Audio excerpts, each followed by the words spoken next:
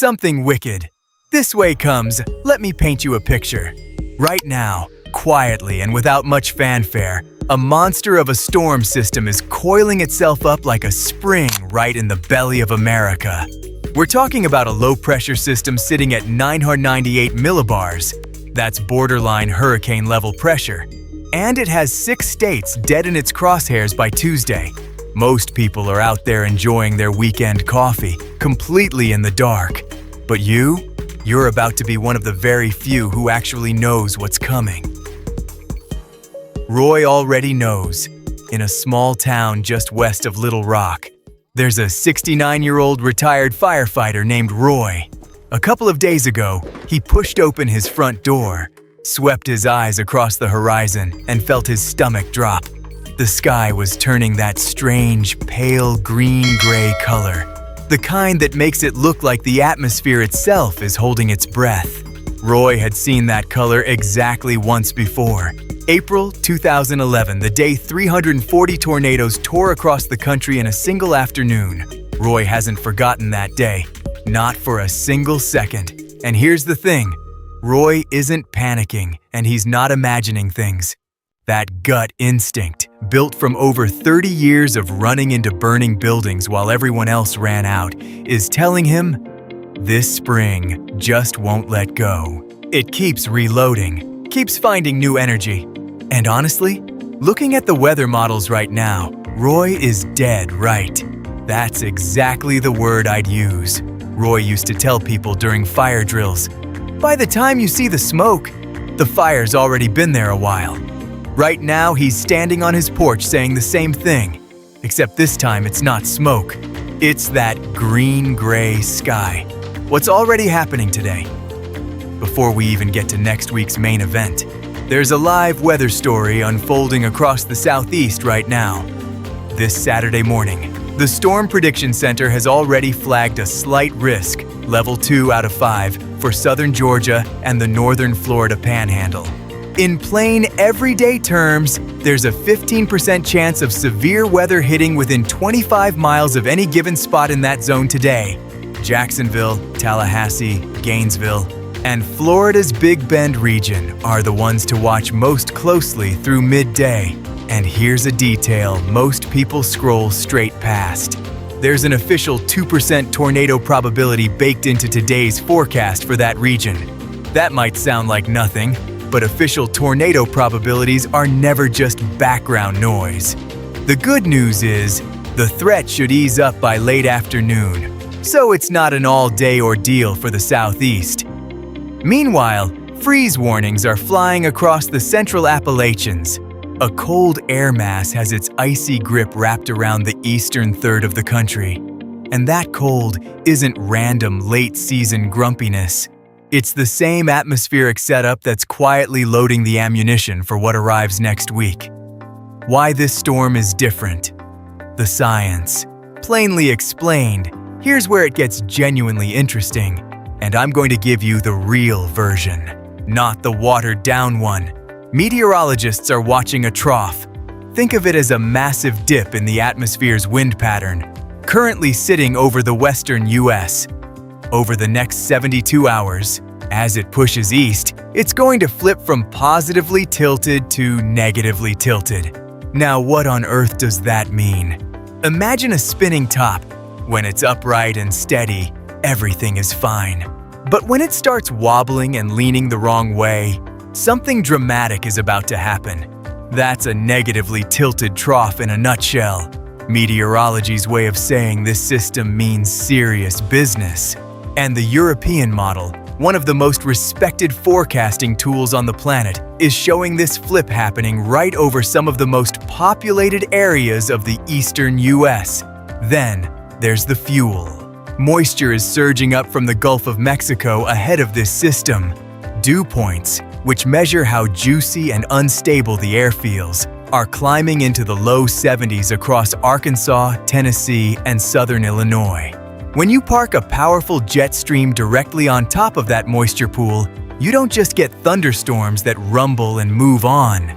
You get storms that punch hard. The atmosphere is, in technical terms, loaded. That's not dramatic language. That's the honest forecast. The week ahead, day by day, Tuesday, May 6th, the opening act.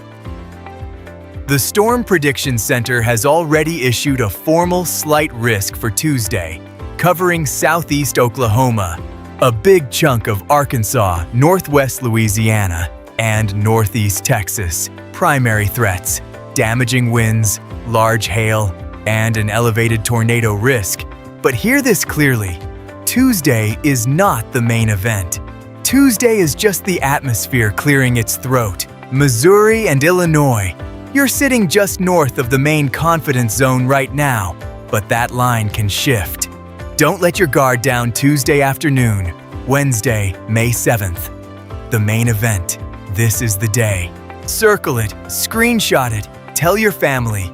By Wednesday morning, widespread thunderstorm activity is already firing from central Texas northward through eastern Oklahoma and down through the mid-Mississippi Valley. As that low-pressure system deepens and shoots northeast, the negatively tilted trough plants itself right over the deep south, and the setup goes full strength. All three main hazards are on the table simultaneously: tornadoes, damaging winds, and large hail. The areas most squarely in the picture: eastern Texas, southern Arkansas, Louisiana, Mississippi, Alabama, and the Tennessee Valley, Memphis, Little Rock, Jackson, Birmingham.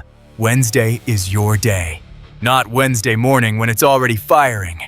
Now, while you're calm and have the space to think clearly, and I cannot say this enough, Wednesday evening into Wednesday night is when the real punch likely arrives. Nighttime severe weather is the most dangerous kind, plain and simple. Most people are asleep. You need a weather radio or a phone alert that does the waking up for you. Set it up this weekend while things are calm. If you live in a mobile home anywhere across the south-central U.S., I'm talking directly to you right now. A mobile home is not a safe place to ride out severe thunderstorms. No exceptions. No, it'll probably miss us. Get your off-site shelter identified this weekend while you still have the calm headspace to do it. Thursday, May 8th. The northeast's turn as the storm fully ejects to the northeast. It arrives at the doorstep of the Mid-Atlantic and New England, and the signal here is striking.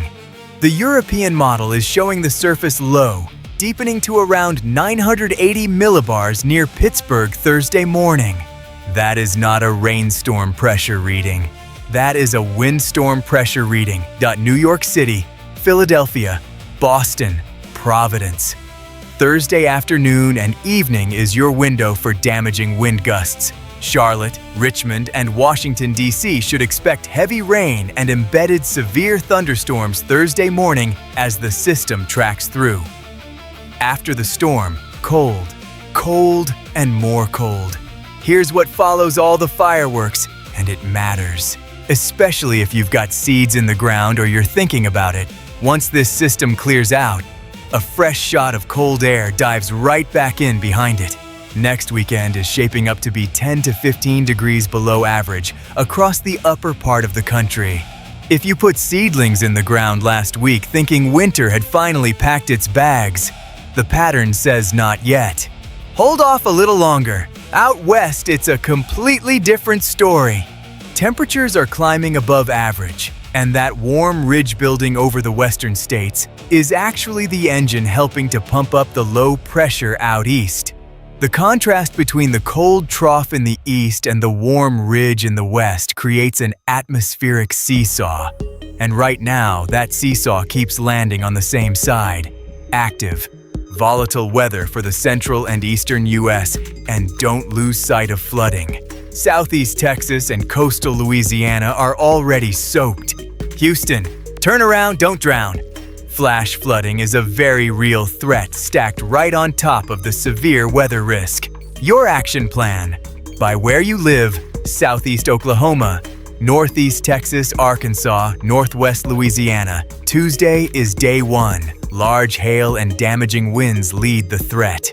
Make your plan today. Mid-Mississippi Valley, Tennessee, Alabama, Mississippi, eastern Texas. Wednesday is your main event. All hazards on the table, including organized tornadoes.